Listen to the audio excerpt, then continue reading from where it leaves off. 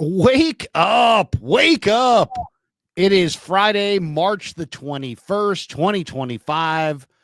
We're going to talk a little Niners. Maybe we'll talk a little tournament. Man, we got a lot going on. My favorite sports month of the year has 9 days left. And by the way, April 1st could be the day that Brandon Ayuk is traded by. Will he be dealt? We got a lot to get to. Here we go. Wake up!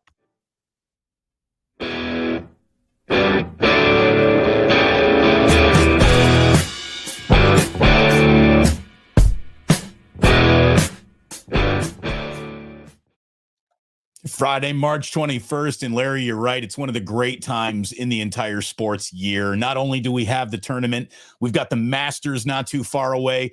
Baseball's going to be starting. And the fuel of football's off season with all rumors and getting closer to draft season. Like, it never ends, man. This is a really, really fun time in sports. Hopefully the Warriors stay pointed in the right direction. The people's pelvis will be monitored very closely. Steph Curry got keistered last night. Hopefully that tailbone is okay. But yeah, this is a hell of a time of the year. And I think that because there's so much going on in sports right now, it lends itself to why this story that has just been ever present ever since last season ended has jumped right back to the forefront. The NFL actually loses a little ground to the NCAA tournament. So, being the attention whore that she is, the NFL is saying, all right, well, pay attention to us, pay attention to us. There's no faster way to get everybody's attention again than to say, Brock Purdy, $60 million, it could happen. Are you paying attention again? I think that's what's going on here just a little bit, Larry. A little bit of that is going on here. And maybe there is a little bit of, they really mean it. They are coming in at that price point, and I guess we will talk about that. Good morning. Like and subscribe, everyone. It's great to have you back here, but I don't know how much has actually changed other than I guess we're going to talk about this again, but I don't know how much has actually changed, if anything, Larry.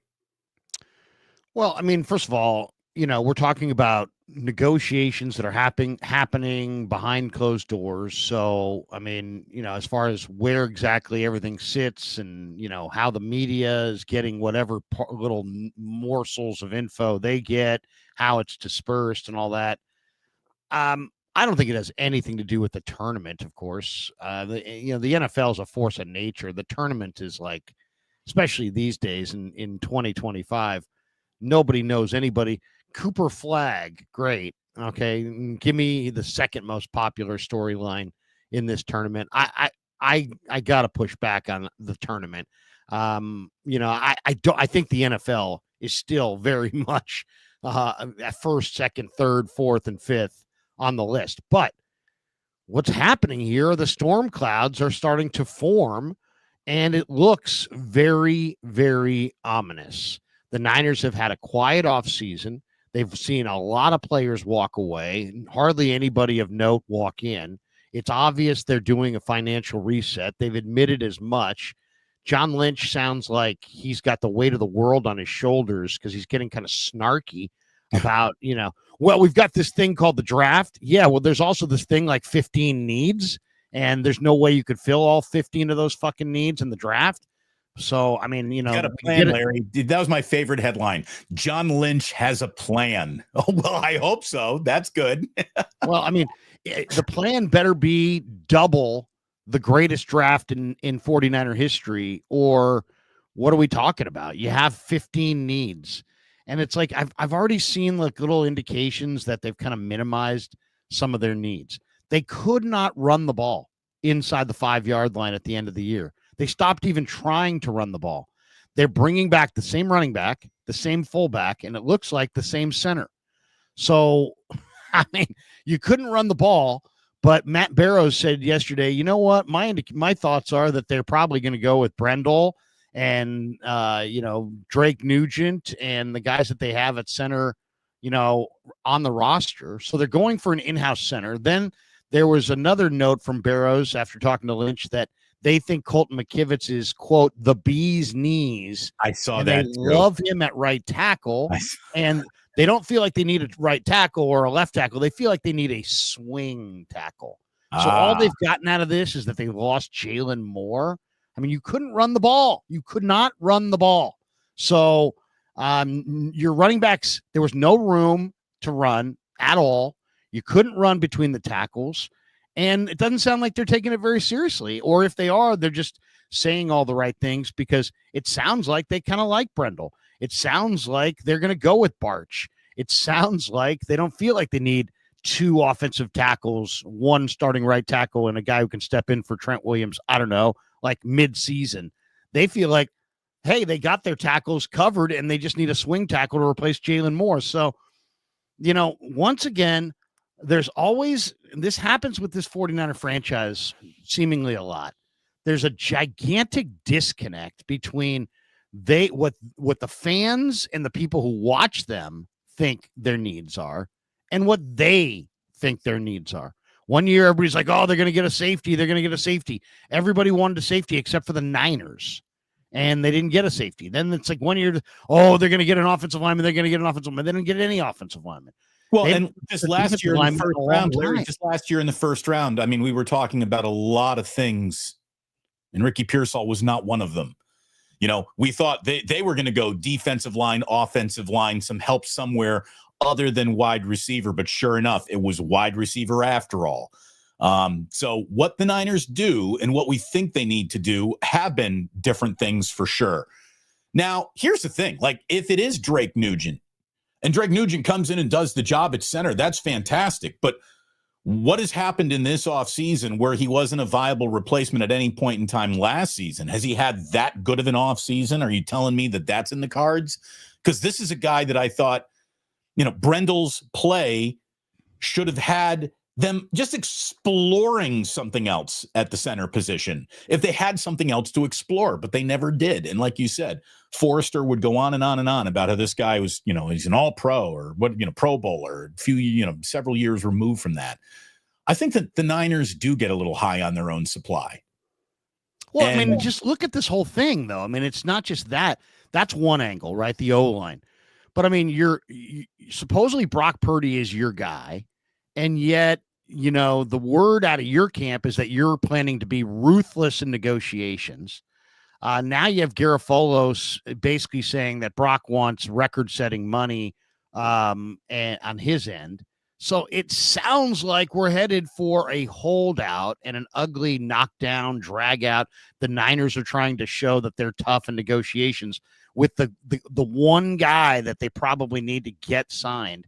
And then in the midst of this, they are downplaying their offensive line needs, despite the fact that they need to build the fortress around the franchise quarterback that they love. And then they're getting rid of his weapons. I mean, it's like Kittle's old, McCaffrey's old, Juice is old. They're all back. And you're probably going to lose Debo and Ayuk. And so Brock Purdy behind the same line with lesser receivers is going to be better. Why? Because he's making more money. I mean, it's just, it doesn't sound like a good plan. I mean, we've got a plan. We're going to execute it. Okay. What's the plan? You have 15 needs and you have 11 picks. This should be a great plan. What is it? Let's hear this plan. Right. Trading back obviously has to be a part of it. It has to be. Otherwise you're not going to fill your needs. But if you're going to live in denial about your needs, hey, you know what? We don't need a receiver. We have Tariq Owens. We don't need a tight end. We just signed Luke Farrell. We don't need a running back. CMC's told us he feels pretty good. We don't need a center. Jake Brendel 5 years ago was a Pro Bowl alternate. We don't need a right tackle.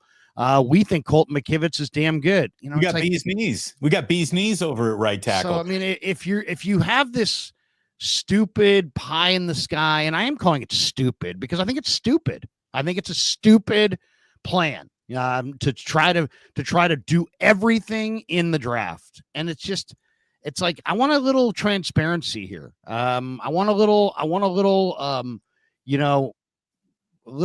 be real. Let's be real here. And let's everybody be straight shooters. Nobody ever can fill 15 needs in the draft, and they got real needs. They got real needs. They only have a couple D linemen. Their offensive line only has one foundation piece of the future in Purdy. So you could make an argument you need 3 D linemen and 3 O linemen. Yeah. For a team outside of their draft picks that are coming up, for a team that's trying to get younger, I don't know if they've really gotten that much younger. They have gotten a little less expensive at a few positions. How they're going to quickly turn around and compete again. I mean, they're very much looking forward to a last place schedule, Robert Saleh, and better specialty. I will give them this. In a year where they needed to address at least one thing, they have gotten comprehensively better on special teams in terms of coverage. I really like some of the signings that they've made to address that glaring, self-sabotaging level weakness that they had last year of special teams, kick return, punt return coverage. Much better in that regard. I think they've saved themselves 500 yards of hidden yardage over the course of a season in that move alone. So that is good. They have done one thing, but you're right. It feels like incompletes everywhere else, with a test that you need to do better than anyone has ever done on a test. Like, you have to get the single best score in the history of the SAT in order to get into the we're going to be just fine college of your choice.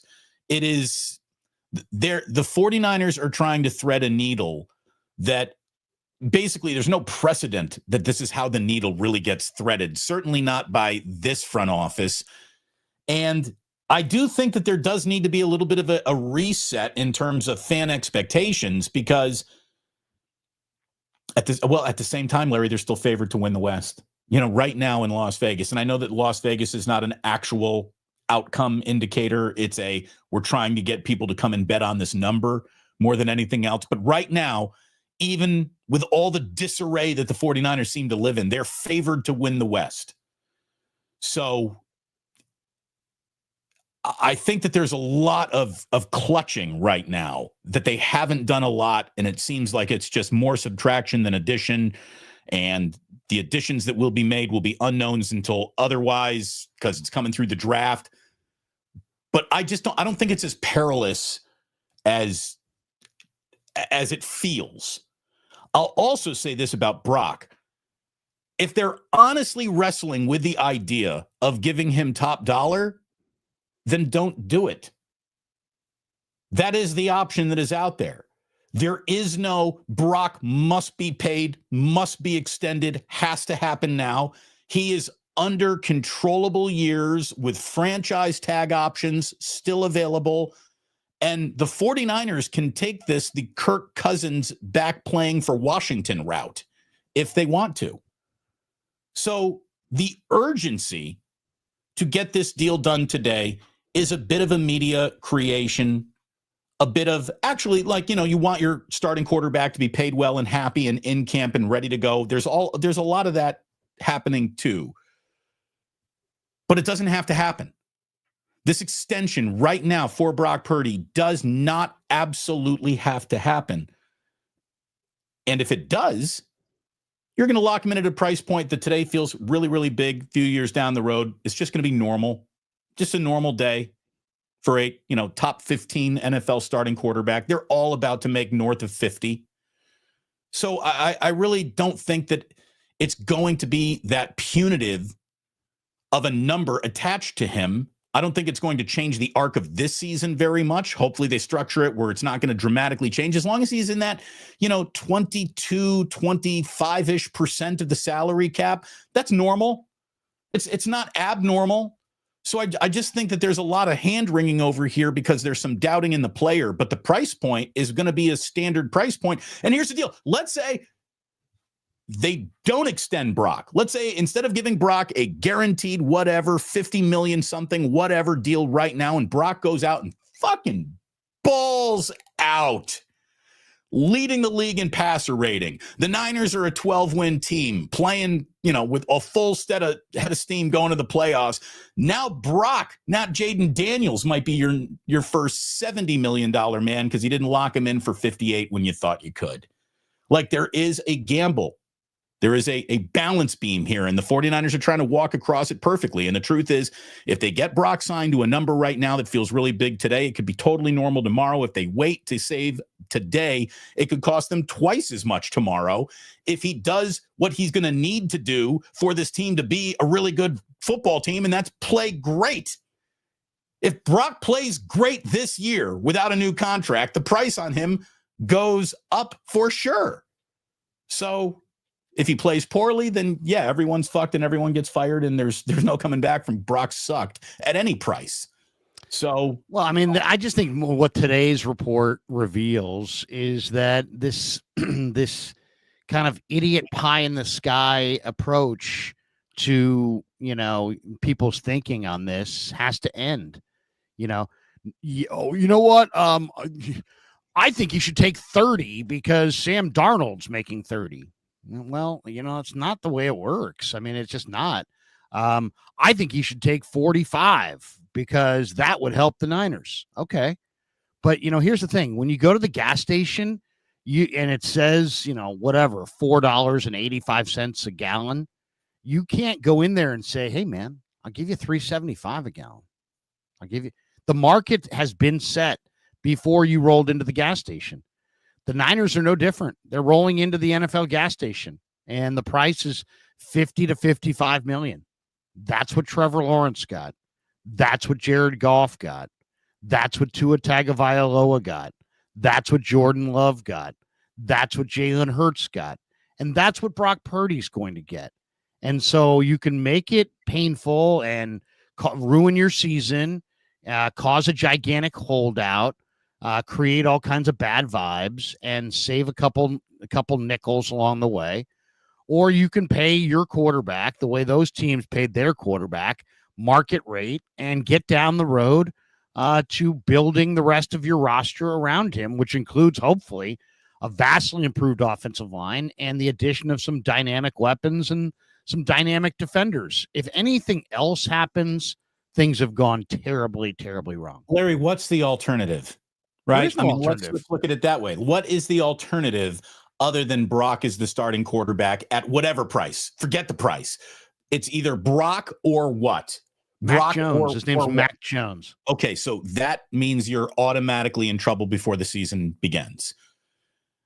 Aaron Rodgers, you really want to do that? I don't think I want to do that at this point in time in Aaron Rodgers' career. So what are you doing now? You going to the draft? You drafting? You're going to start this whole thing again with a rookie quarterback?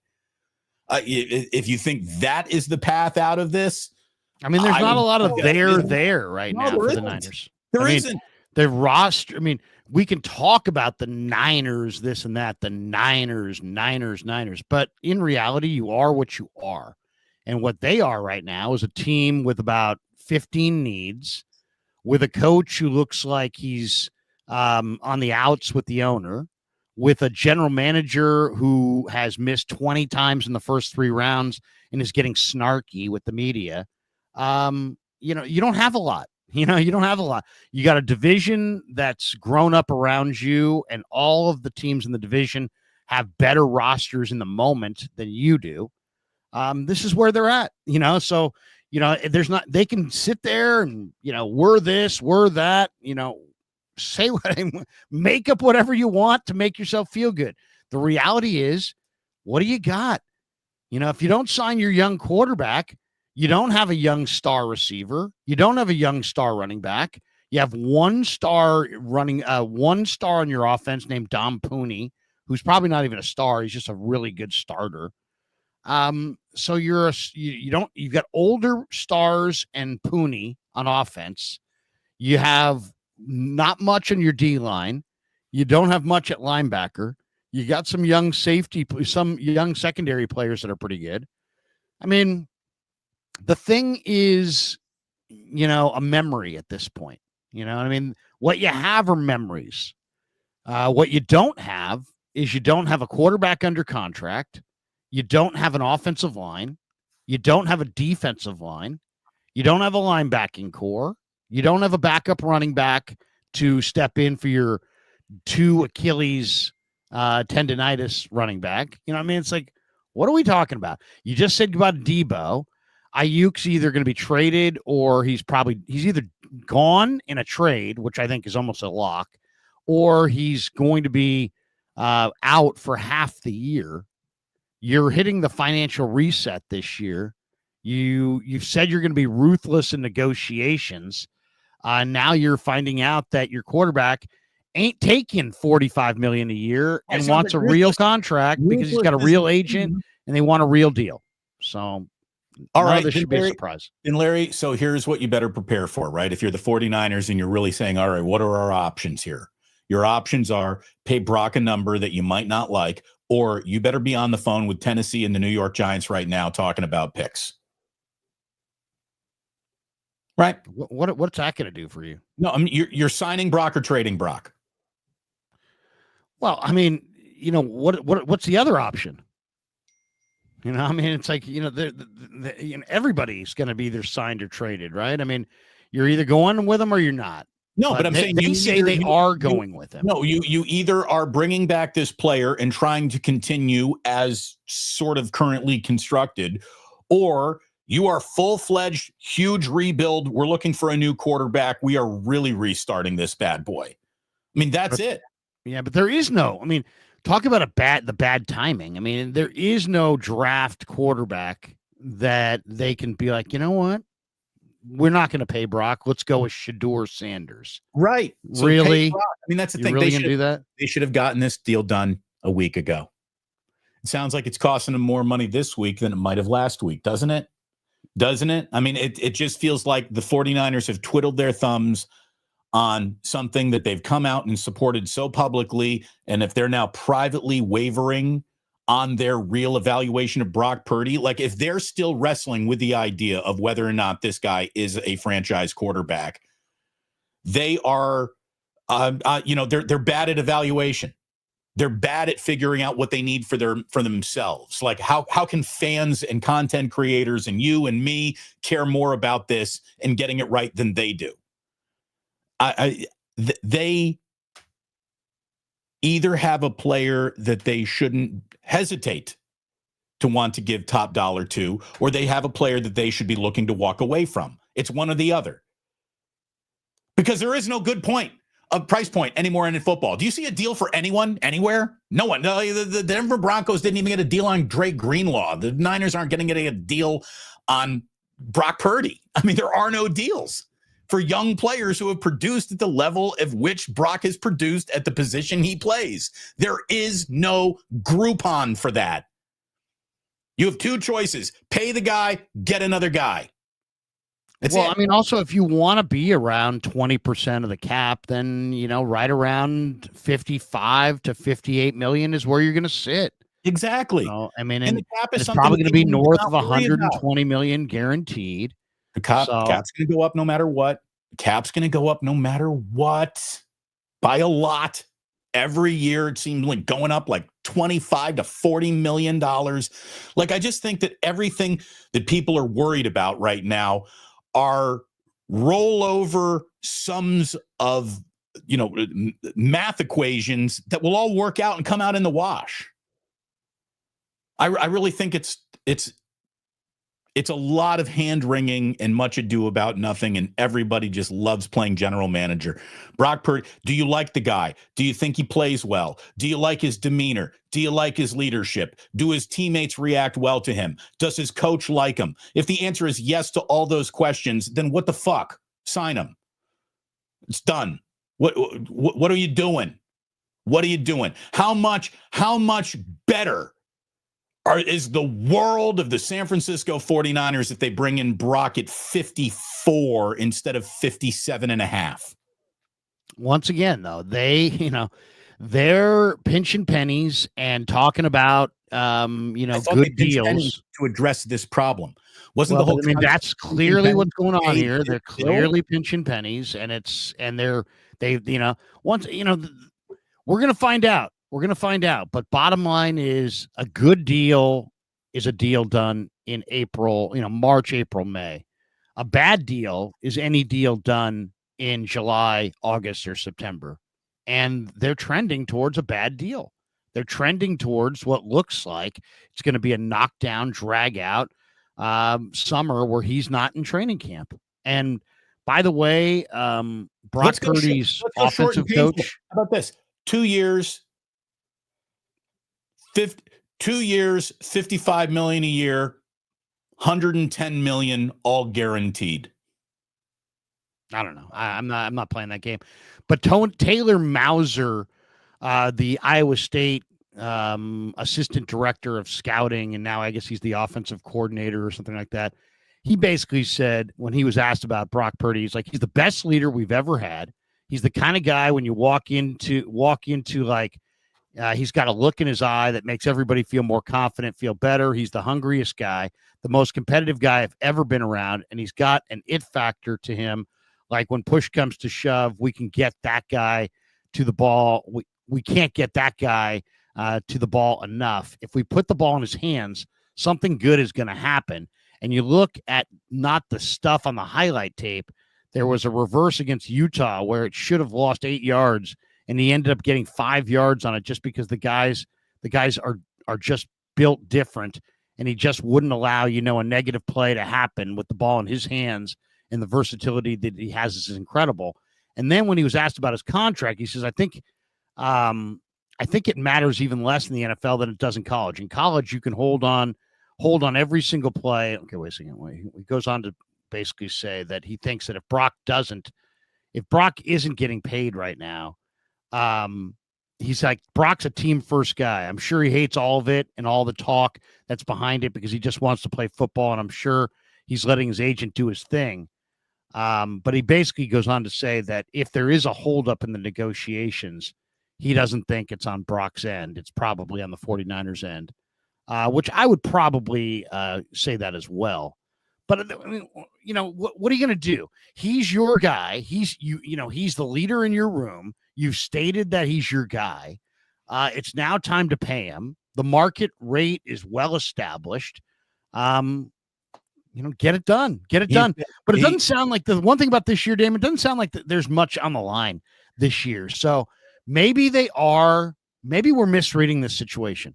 Maybe when they say they want a reset, maybe they're going to be so unbelievably ruthless that they don't care about winning this year, that they only care about what their expenditures are, and that they're going to let him hold out into the season, make an example of him, force this thing to get ugly, start going with Mac Jones, piss away the season. If they do that, shame on everyone involved. Shame on everyone involved if that's what's going on here. And, it's right back to you can thoroughly bring the picket signs of how much you hate Jed York to the ballpark with you when you go to games.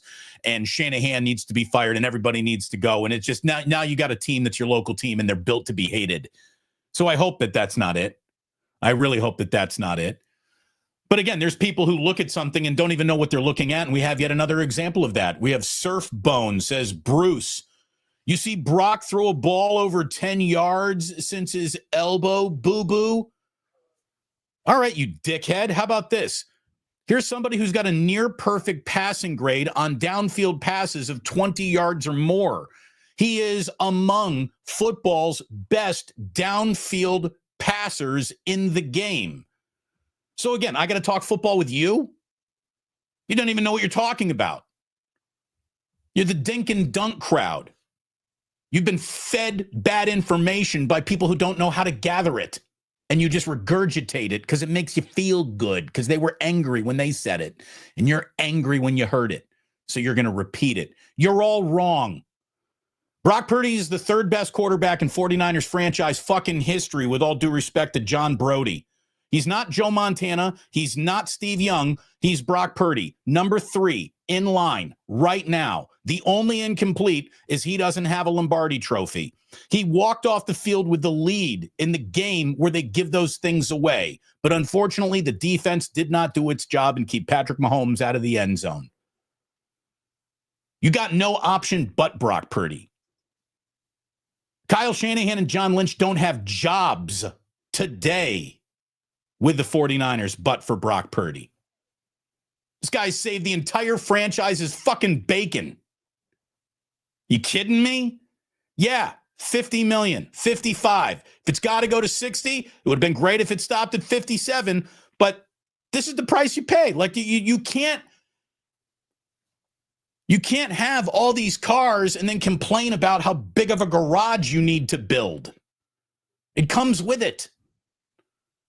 So this to me, I just hate having this. We're having a circular conversation about the same thing over and over and over again when the solution is obvious. Either invest in this player and do so with great confidence, or walk the fuck away and do so with great confidence. There is no middle ground on Brock Purdy. You're not going to middle this, San Francisco 49ers. It's either all in or get out. And actually, it doesn't even need to be that dramatic, because you could still have him play on his option this year and then franchise tag him 2 years in a row. So, like, what are we talking about? Because that is the hardball. If the 49ers really want to be, we're hardball, we're team nasty, we're team our players hate negotiating with, you want to do that? That option's right there. That option's right there. So take it. If you're big boys and you're tough guys playing financial hardball with everybody, and you be Daniel Snyder of the West Coast, talk about the reputation of the then Washington Redskins. What they did with Kirk Cousins, franchising him 2 years in a row, made them the kind of place that people don't really want to go to. At the same time, you wish you were a franchise paid level profession. Franchising sounds bad because it doesn't come with guaranteed years beyond this, but the money's real nice. I mean, we all wish we were franchised. It doesn't work. It doesn't work. You can't franchise them because it just doesn't work. You can't compete when you have a quarterback making all that money. Right. That's the franchise tag is double, what you're going to wind up paying in a year to year. I mean, it's fat. I mean, you're going to wind up paying a lot. It's hard to compete with a quarterback on the franchise tag. But I mean, Kyle says with conviction, Brock's our guy. John says with conviction, Brock's our guy. So we know Brock's their guy. The question now, is Brock Jed's guy? Is Brock Parag's guy? We know that Lynch and Shanahan have made it perfectly clear that they want Brock there as the only quarterback they have the rest of the time they're here. They've made that perfectly clear to us. Now, it may have been made perfectly clear to them by Jed and Parag. But the one thing we don't know is we don't know, how does Jed feel? How does Parag feel?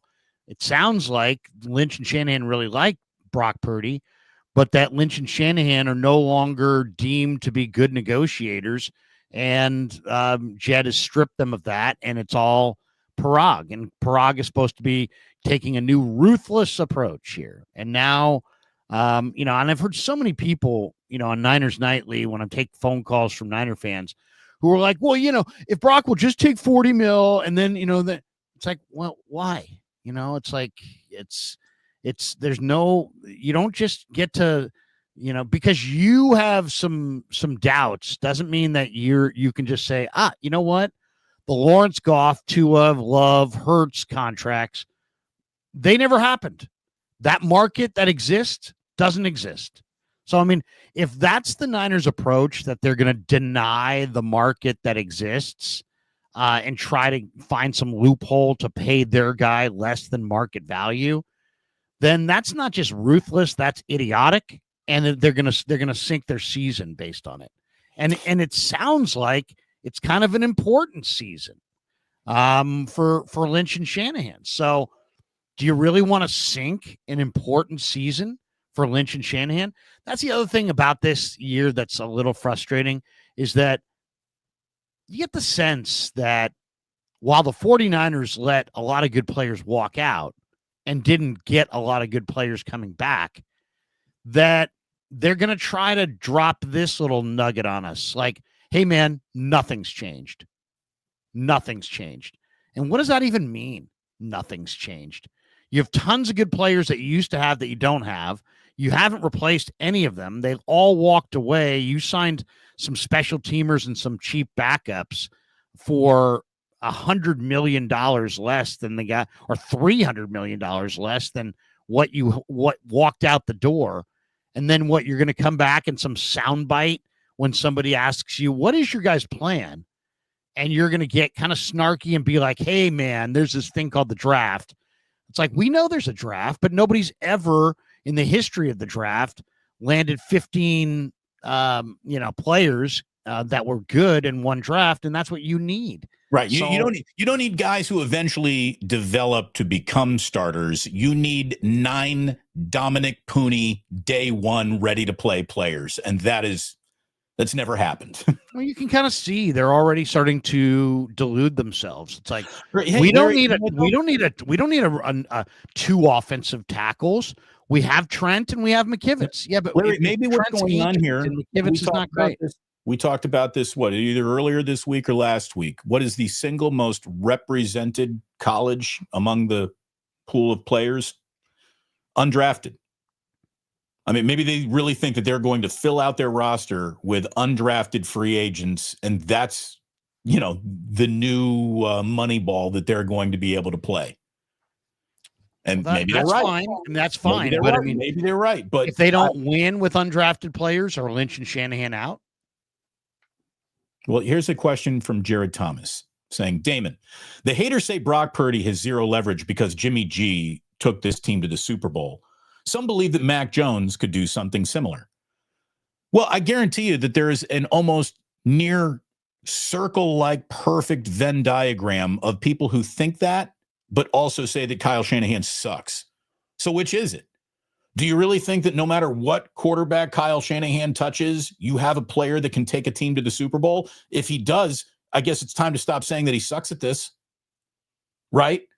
So what you're saying is the quarterback is such a replaceable part because our head coach is such a fucking genius that what? He should then, I'm sure the same people who are complaining about all of that complain about Kyle just as much. Which is it? You can't have both.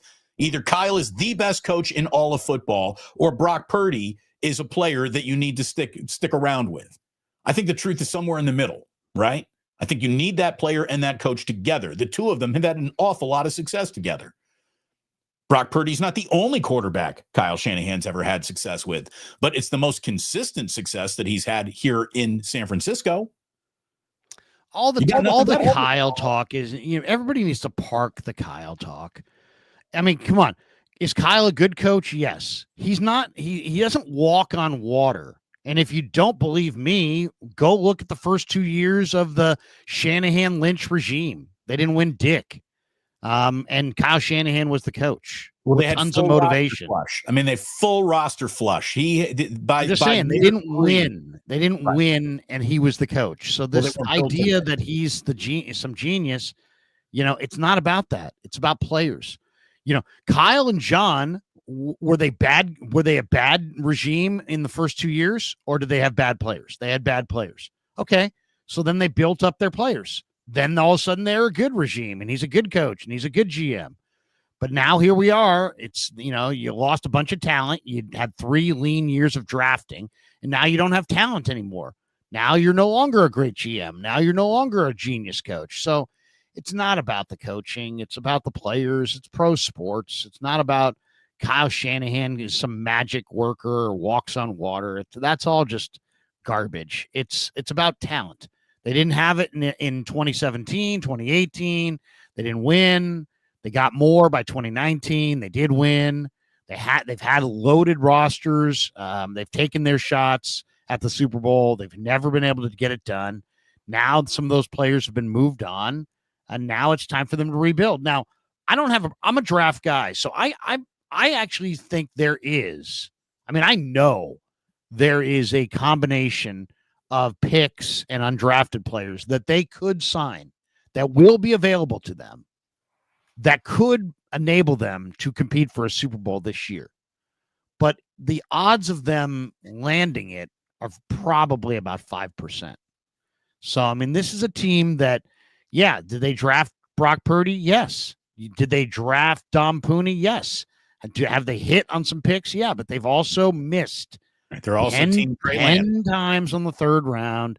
They missed 20 times in the first 3 rounds. So this snarky, there's this thing called the draft. Yeah, we know there's this thing called the draft, and you guys have effed it up. And that's why you're sitting here. I mean, that's the truth. We want to be truthful and honest, and everybody's a big boy and can handle it. Well, let's be truthful and honest. They've missed 20 times in the first 3 rounds. That's not Larry Krueger's opinion. That's not somebody on a live stream getting loud. No, that is the facts. Those are the facts. They've missed 20 times in the first 3 rounds. That's the reason they're at where they're at. Not Brock Purdy's contract, not some collection of factors. The factors are all within. You guys drafted Ty Davis Price. You guys drafted Danny Gray. You guys drafted Reuben Foster. You guys drafted Akella Witherspoon. You guys drafted CJ Beathard. You guys drafted Joe Williams. I didn't do it. Damon didn't do it. The media didn't do it. The fans didn't do it. So I don't get snarky with us. Pick better, be better, or be replaced. That's the way it is. That's the big boy world that we all live in. So be as snarky as you want to be as snide as you want to be. The joke's on you, buddy. The joke's on you. You're the one that is missed on these picks, not us. So be as snarky as you want, right. Be as snide as you want. Bottom line is you made your fucking bed and you're going to goddamn lie in it. And by the way, this is the real world. Yeah, welcome to it. This is a situation that you guys created. The situation that you're looking to get out of, the situation that you're urgently looking to readdress is a situation that you walked into willingly. So it's not like anyone screwed this up beyond them. And by the way, to the level of which they've screwed it up is debatable. Again, this team was in a Super Bowl just 2 years ago. I think it was, a good team that had a bad year that made extreme decisions to sort of set a financial repurposing. And we'll see if they do it or not. We'll see if they do it or not. If you're telling me that this whole thing ends with the Niners missing the playoffs, but Jed York having enough money to maybe buy the Tampa Bay Rays, fuck them. You know what I mean? Like, if this is about money to further the York empire, it's gross. I mean, just the value of the 49ers has to go up with this Boston Celtics being sold for 6.1. If the Celtics are worth $6 billion, the Niners have to be worth about 12. Good God. I mean, the thing that is so aggravating is that I think the Niner ownership is so screwed up as far as their thinking on this. They just think that if you spend, you should win. Everybody spends. If you draft, you should win. It's like everybody drafts. You have to be better than all these other teams. You don't just, so they act like, oh, you know what? John and Kyle came to us and said, we wanted extra money for Javon Hargrave. I spent the money. Now I deserve a championship. No, it's not the way it works. You're taking a shot. You believe in these guys. They're giving you their opinion. You got to listen to your people. But now Jed's pushing back. And while they're pushing back, they're buying international soccer teams. And the optics look bad. They really look bad. It looks like they've deprioritized the 49ers in their, cachet of sports franchises. And, the old saying, Damon, a little bit of knowledge is a dangerous fucking thing. And that's what Jed and Parag have. They have a little bit of knowledge. They don't have, do they know football? No. Do they know personnel? No. Right. Can they draft players to make this a championship team? No. Hey, look, a little bit of knowledge. He went to the championship game, so don't tell Jed York he doesn't know football, Larry. He went to Notre Dame. He thinks he knows everything about football. They have a little bit of knowledge. Makes them dangerous. Right. Makes them really dangerous. And now it's like, we're going to tell our regime that, the spending doesn't go on forever. Okay, fine. That's great. That's awesome. Well, look at it this way. Let's see how it goes. Let's see how it works for you. You picked a funny time to stop spending, because spending is pretty much the new fashion. So much so that even the Cincinnati Bengals are doing it. The Cincinnati Bengals are spending money. We're going to try to moneyball our way through this. That's pretty much left the room as an option. You got to spend a huge amount of money on an NFL team now. It's obvious. Look at it. Let me just look at it. Look at this offseason alone. How many billions of dollars have been handed out in just a handful of days to players?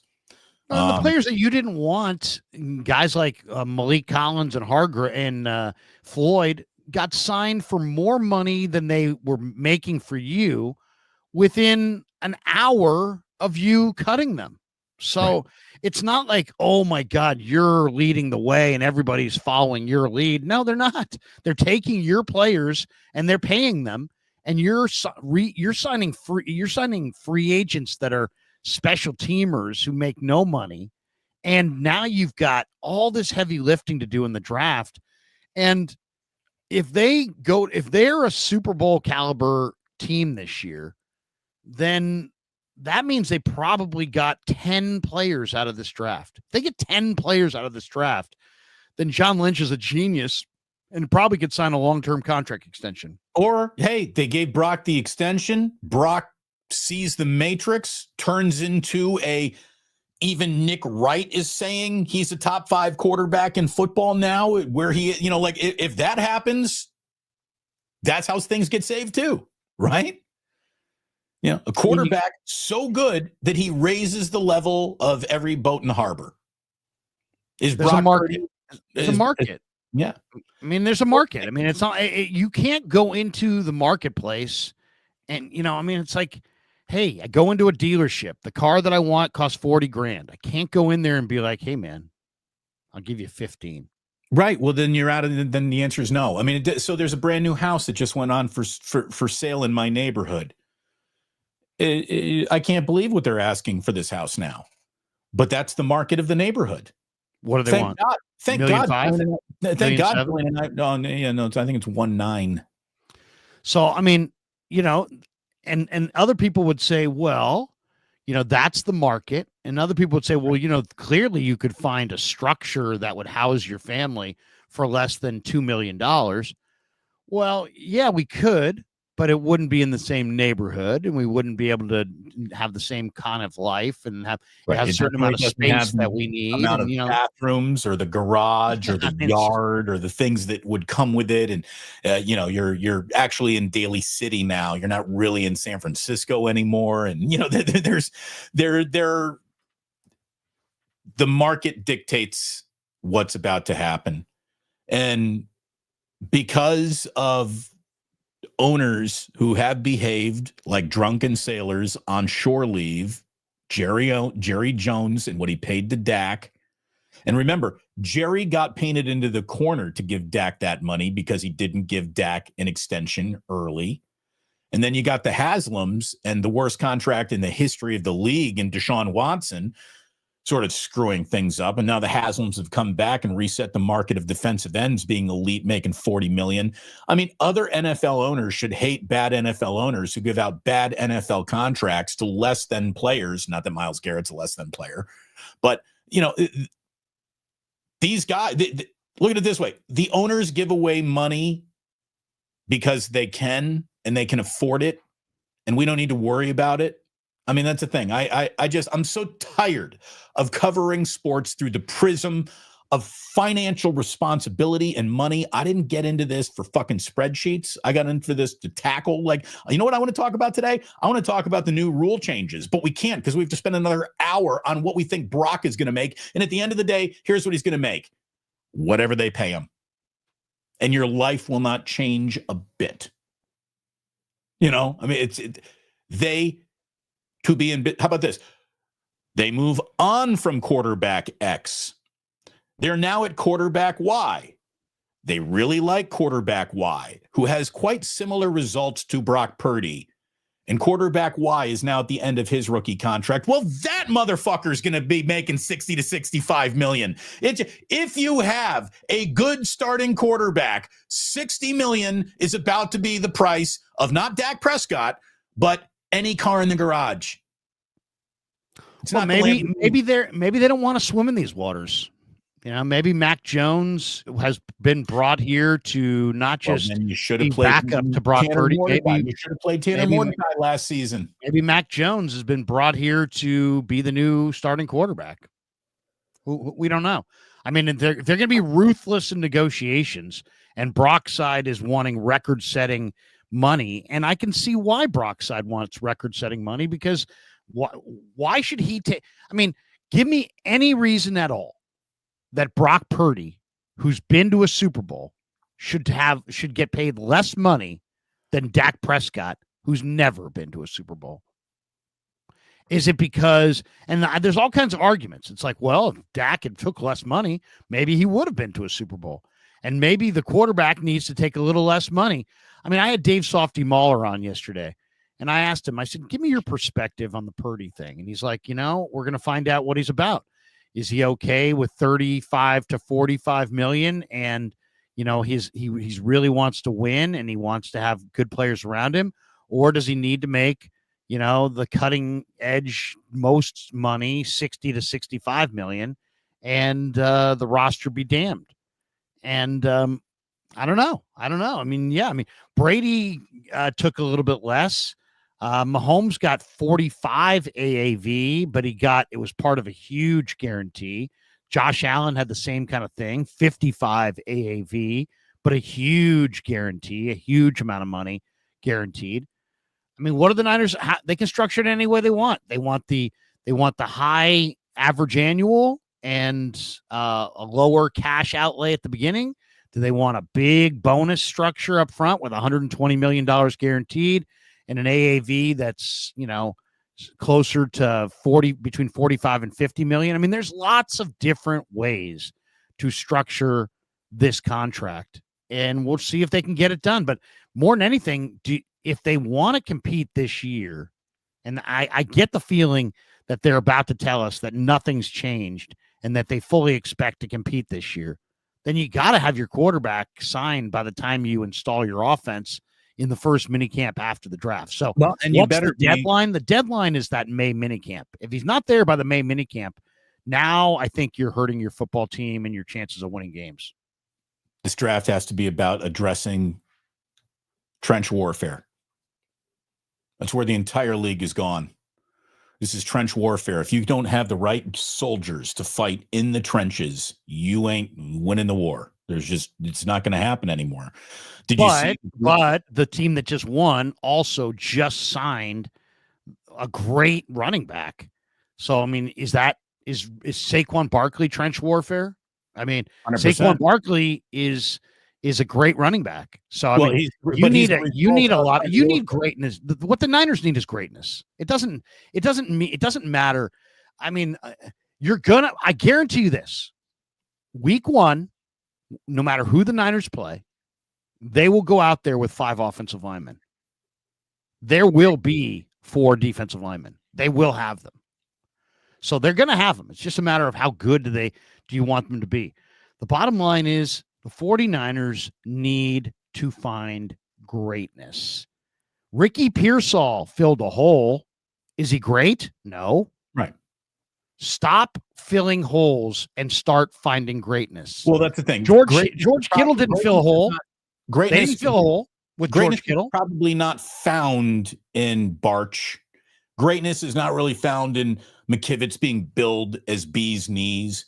But can they get the job done? Can they get the job done? They need greatness, though. Great players. Just getting the job done is no longer a way to get it done across the offensive line anymore or defensive line. Did you see Florio had this morning that the NFL had nearly 500 fewer plays in 2024 over 2023? That's because there's been a return to the run game. You got teams running more running plays, grinding more clock, running. And the reason for that, the reason that we're seeing more running is because there's been this impact on or this emphasis on going with smaller defenders to try to have more speed to take away, to be better against the pass. And so what's happening is that the D linemen are smaller than ever, and you have outside linebackers at defensive end, and you got safeties at linebacker, and you got corners at safety. And so nobody can defend the run anymore. So now the better teams are running the ball with big backs and big lines, and they're having a lot of success. And the 49ers are trying to, somehow not do this. They're going to go with smaller, more athletic guys. I mean, it's like, right. You need dudes with sand in their pants. You need guys that are hard to move. Yeah. Got to be able to run the ball. I know that stop the run. You can't stop the run. Look, I don't think Malik Collins was great against the run, but he was good enough against the pass to where I would not have moved on from Malik Collins. I think that's the single biggest offseason. Good luck with that.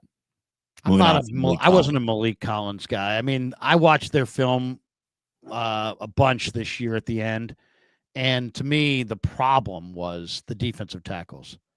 So I'm no problem. The defensive tackle problems, he was the least of which, right? I mean, I thought he was their best at a position of need. I didn't like him. I mean, I don't think he fits what they do. They need defensive tackles that can be good against the run, come off of blocks and make tackles. And he just didn't. He didn't. So they would set the edge. They would force it back inside. There was nobody there. Greenlaw, Campbell, their interior defensive tackles, they didn't make any plays. So they got to get new defensive tackles and a ton of speed.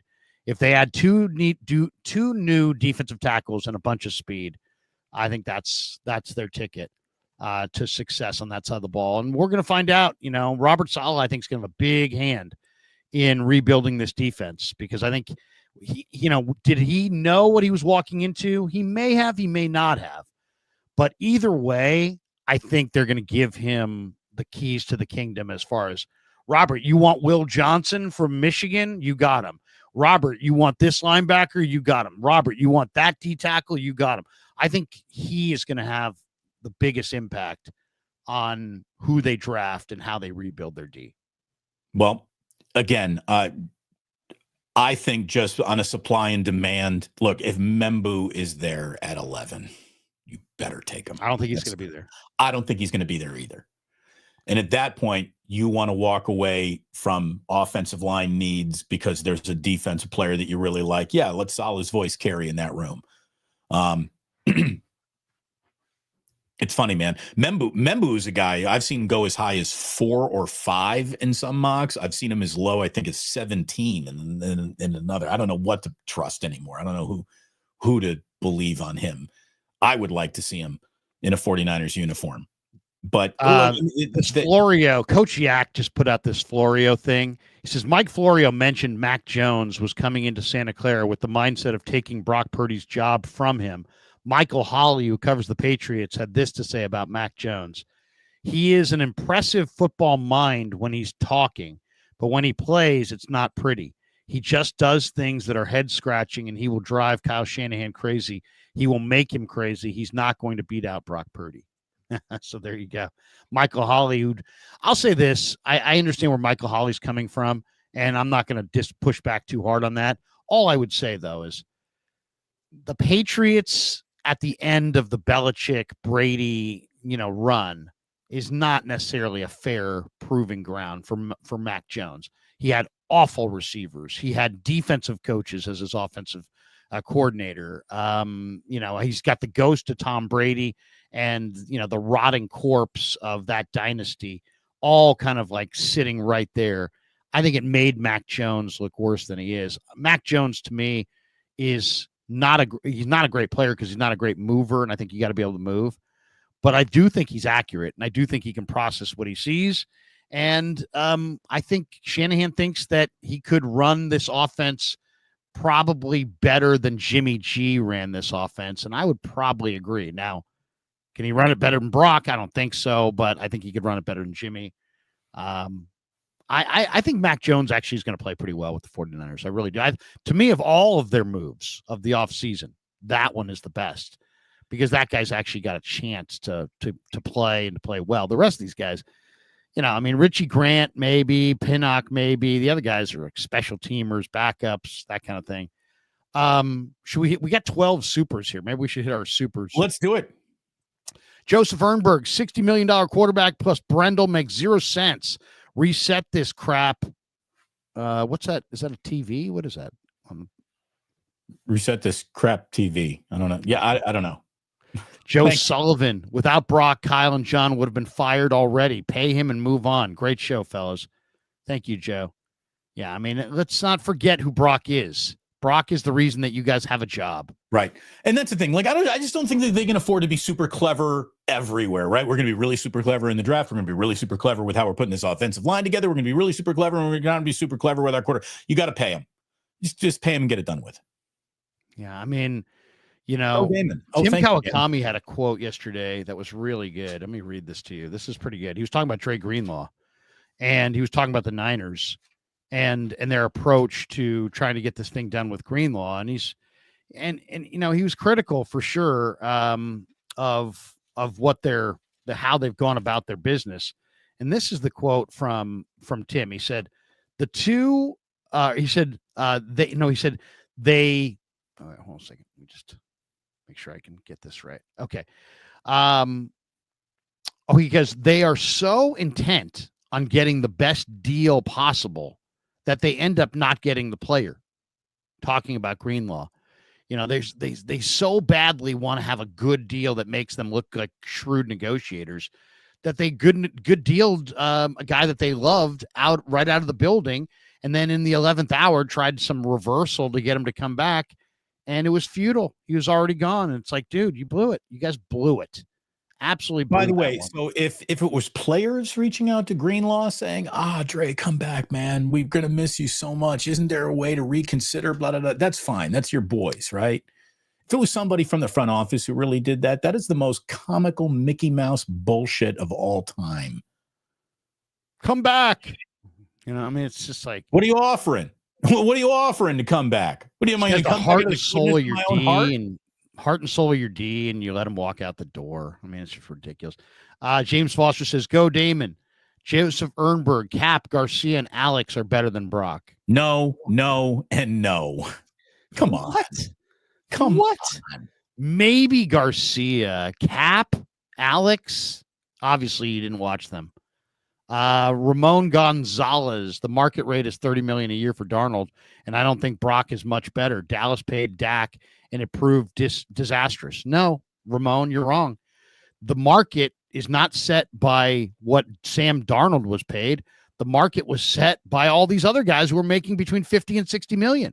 And even though you don't want to pay that, you can't pretend that that's not the price being paid. That is the price being paid.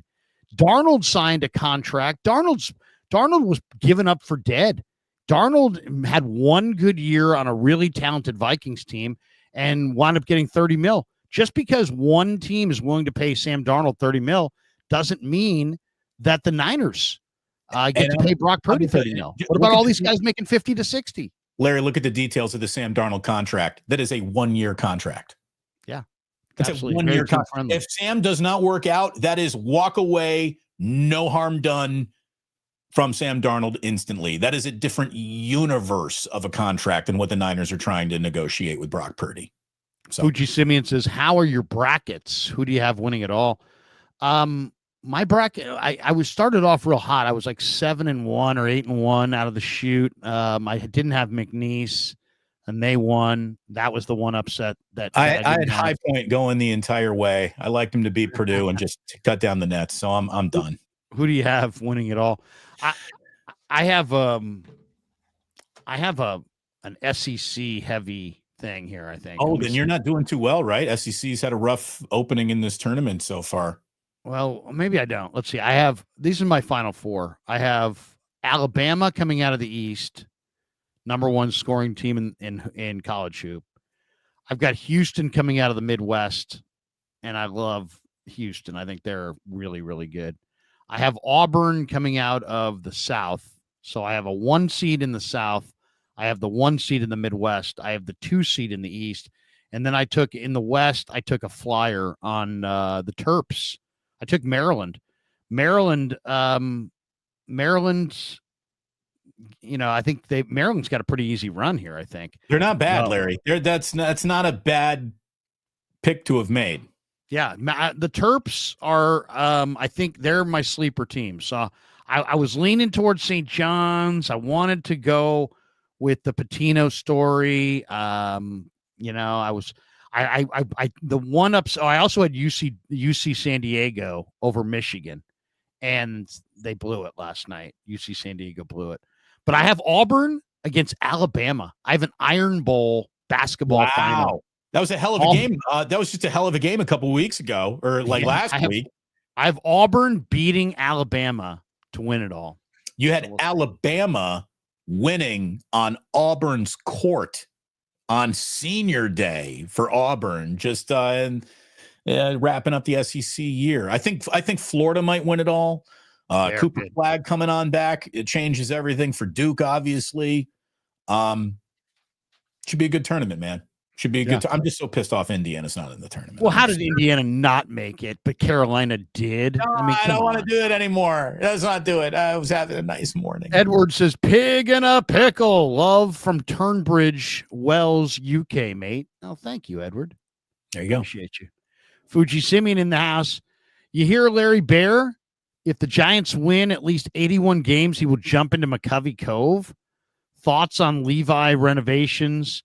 Found out Levi's can't have a roof due to being in a flight path for the San Jose airport. First of all, they're not putting a roof. Why would they put a roof on Levi's? They're not going to put a roof on it. No, but they can't even install like shade. They can't do what they did over the Dolphin Stadium, old Joe Robbie, where they put just keep working with the league. Keep working with the league. As long as you work with the league, you'll be fine. I mean, just don't schedule home day games in September, or schedule very few of them. Very few home day games. How about this? Next time you build a stadium, build it in the right place and make sure it doesn't suck. I think it is in the right place. I like the stadium. It's the only thing I don't like about it is I'm seeing some rust on it already, and I don't like rust stains on my stadium. As far as Larry Bear jumping into McCovey Cove for 81 games, well, I think there's a chance he jumps into the Cove. I think the Giants have had a very good spring. They've had a lot of good answers. They've got way more pitching than I think people realize. They should be able to trade some of their pitching for other things they need, like another hitter or two, because they do have really good depth of pitching. A lot of their young pitchers have pitched well. It's been a really good spring for Matos, for Ramos, for some of their young guys. So you added obviously the shortstop. You got a really good left side of the infield. So I'm thinking the Giants actually could win between 80 and 85 games. I don't think, I don't think it's a good offensive team, but I think they're going to pitch, and I think they might be able to trade some. I think spring training results are going to be the apex of the entire year for the Giants. Good luck. Well, a lot of people feel that way. Larry's husband says Brock has had serious multiple injuries to his throwing arm. Damon's repetitive pay every player is never the answer and tiring. I'm not saying pay every player. I'm not saying pay every player, but you're going to pay Brock Purdy an awful lot of money if you want to keep him as your quarterback. And the concept of not keeping him as your quarterback to me is ridiculous at this point. Well, and once again, Larry's husband, if you don't like Brock, then who do you want? Right. Then who's it going to be? Who's it going to be? You want Mac Jones? You want to trade all your picks and get up and try to get Cam Ward? You want Shedeur Sanders? You want to invest in Jackson Dart? Do you want Aaron Rodgers? Aaron Rodgers? Kirk Cousins? Who do you want? Who do you want? If Brock's so bad, who do you want? Fuji Simeon, the DeBartolo York Empire from sea to shining sea. Fuji Simeon, Purdy needs the money to pay the HOA fees and dues. They can get costly. Mason Davis, like and sub, everyone. What's the FTTB? Faithful to the Bay. Oh, faithful to the Bay. JFK. Gotcha. And we're finding new information out every day. Jeff Hofstetter. Hey, fellas, how does it work for prospects in the UFL? Not really sure. Not really sure what the answer to that question is. Fuji Simeon, any new updates from the NFL on if the 49ers play a game overseas, i.e. UK or Mexico? So far, no. I know Germany and Brazil are out as other teams got assigned to them. Yeah, there is no word yet, definitive word on the Niners schedule. May the schedule comes out. We may find out before then. So there's the Colts. I think the Colts are playing overseas and the Niners are playing in Indianapolis. That might be a game that is overseas. Is that one of the options? And possibly. But I think we will find out before the schedule release if the Niners are going to play in the UK. By the way, a guy named Ray says, is Mexico overseas? For the sake of this conversation, yes. Big Tone 707 says, here's a deuce. Tell the story when you roughed up Jeff Kent. I didn't rough up Jeff Kent. All I did was I put a microphone in Jeff Kent's face when he came back as a member of the Astros in the clubhouse. It was like a Monday, Tuesday, Wednesday series. And so I got into the clubhouse at the Astros early on a Monday, and Kent started holding court. And there was like 4 or 5 writers, but he was talking to me as they were coming up. And he kept, as they all gathered around and we all turned our microphones on, he was still talking directly to me. And he's looking right at me, and he's like, enjoy the game more. Enjoy the game. Enjoy the game more. All you guys do. And he's looking right at me. He's like, is bitch about the game. Enjoy the game more. It was such a good drop on K&B. Classic KNBR. That was such a enjoy the game. So I ran it down the hall, and I'm like, give it to Ralph. Give it to Ralph. Because the next statement was like, you people are so dumb to pay the real estate prices here in Northern California. So he says all this stuff. And I walk down the hall, send it back to the radio station, told Ralph and Tolbert, I go, play this stuff on your guys' show. And sure enough, we got some Jeff Kent sound, Tommy. Jeffy's piped in, and Krug's down there with a mic, and we got some good stuff. Okay, so then all of a sudden it's like, you people are so stupid to pay the prices you pay for real estate. Enjoy the game more. Enjoy the game. So all that stuff, it goes out. Now it's 7:15, first pitch. Now batting in the cleanup spot, Jeff Kent. Boom! It was a cascade of boos, right?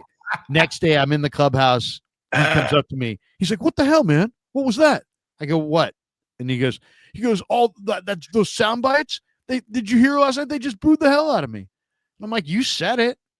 He's like, yeah, but I mean, what the hell? You put that on the radio? Like, it was a microphone, Jeff. You said it in front of a microphone. That's what happens. This is not your first rodeo, right? You've been through this. Right. And he grabs me like up like this. I just kind of reciprocate. Now we're like standing in the hallway of the visitors clubhouse up against the wall. Now Astros people are coming in, grabbing him, grabbing me. Jeff. Everybody's just, Jeff, calm down, Jeff. And I'm just like, bro, what are you doing? And he just, it ended right there. But I didn't rough up Jeff Kent. It's the old, Yeah, Jeff, I don't really believe you when you say you fell off your truck washing it. I don't know. Yeah, that was a big part of it too. We got this one from Claw Daddy Arcades. He says, great show, fellas. Side note, been watching Joel Piguero tape. Dude has promise. 102 miles an hour with movement, nasty 90-mile-an-hour cutter. Will he find a spot? Yeah, I mean, this is what I'm talking about. I mean, the Giants have that former Oakland A pitcher, Lou Trevino. He's throwing 96 and looking great in their bullpen. They already have a loaded bullpen. Oh, and then as Claw Daddy's talking about here, but Joel Piguero throws 102. And this guy, I was talking to FP about him yesterday. This guy's got a nasty cutter, and he's throwing strikes, and he throws 102. I mean, he's only 27. He's not 22, but he might make their pen. And yeah, Claw Daddy Arcades, by the way. Yeah, I mean, I hope he comes north with the team. I really do. And by the way, thanks to Claw Daddy Arcades for sponsoring us in the month of March. Claw Daddy Arcades is a great follow on the IG at Claw_Daddy_Arcades. He's got a location coming in the Bay Area. He's got 3 in Southern Cal. He's got a couple in Central Cal. He's got Fresno, Modesto, 3 in Southern California. He's got a new arcade coming to the Bay Area. So Claw Daddy Arcades, check him out on the IG and find a location near you. Make sure you tell us where they open in the Bay Area when you find out, Larry. I got 2 kids, and arcade sounds like a good place to kill a few hours. Yeah, good family fun and family entertainment. Joe Sullivan says rule changes, Damon? Oh, yeah. Well, there were, so here's the thing. There have been 3 proposed rule changes. One is the ban of the brotherly shove. The other is the Lions saying to eliminate automatic first downs as penalties for defensive holding and illegal contact. I'm cool with I that. like that. The other I like is, that. further debate about what should be done in overtime. And the Eagles say that the overtime rules in the postseason should be applied to the regular season as well. And I would agree. There should be uniformity. There shouldn't be a different overtime. I'm the kind of guy who was cool with tie games. Like you go to overtime, and if nobody scores and it's a tie game, that's called football sometimes. And it sucks, but there you go. That's it. Like I was cool with it, but we need conclusion now. I have what I think, Larry, is the best way to settle tie games in the NFL with, won't take a half an hour referee explanation. It allows for field goals to be answered. So your game is not concluding with a, walk-off field goal and the other team doesn't even touch the ball. I think I got it. Larry, tell me if you've ever heard an idea as concise and as good as this to settle overtime in football. Take the time off the clock. So there is no timed overtime can go to infinity. First to 6 Players wins. Union doesn't like that, but go ahead. No. First to 6 wins. 6 points. First to 6. There you go. So if you give up a touchdown, the game's over. You don't get the ball back. That's just you got walk-off touchdown in overtime, and it's over right there. First to 6 wins. 3 safeties. 3 safeties. If you can get 3 safeties, do it. Yeah. No, I like it. I like it. And as far as these other rules are concerned, the automatic first down on the defensive holding, and when you look at what they consider defensive holding, is any kind of a clutch of any kind. It's just not, it's like, and it could be 3rd and 40, and there's like a little bit of a clutch 4 yards down the field or something like that. And all of a sudden it's like up, illegal contact, automatic first down. No. That lends itself to manipulation. You can't have that. You can't have 3rd and 45 be an automatic first down because somebody touched somebody a little bit too long on a pattern where they kind of ran by each other. I mean, you're supposed to play defense. There has to be it's football. You don't just run by everybody. In this game gives the benefit of the doubt to the offense. This does not have to be automatic first down. If the 5 yards grants you an automatic first down, well then, play careful on defense next time. But I'm no cool. Automatic. I'm cool with the no automatic for defensive holding. I'm good with that. I don't even like defensive holding as a penalty. I mean, I really don't. I would get rid of spot fouls on pass interference as well. I'd go to the college, get 15 yards and a first down. I don't like. You're gonna have guys getting wrapped up then.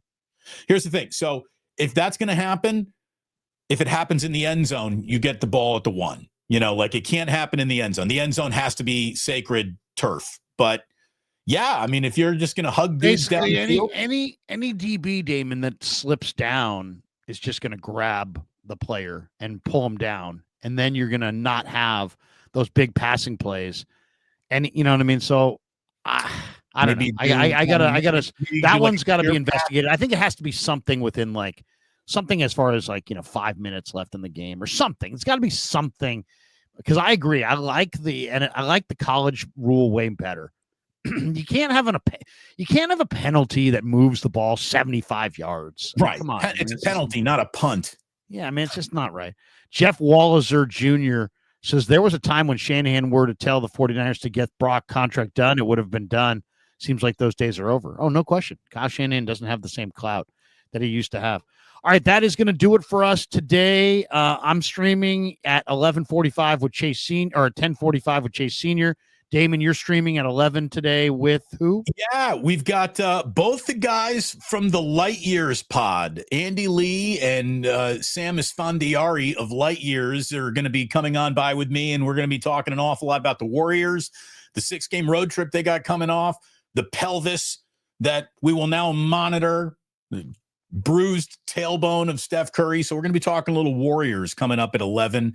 And then we'll get into a few other things after we're done with our conversation with the Light Years guys. And that's what we're wrapping up this Friday.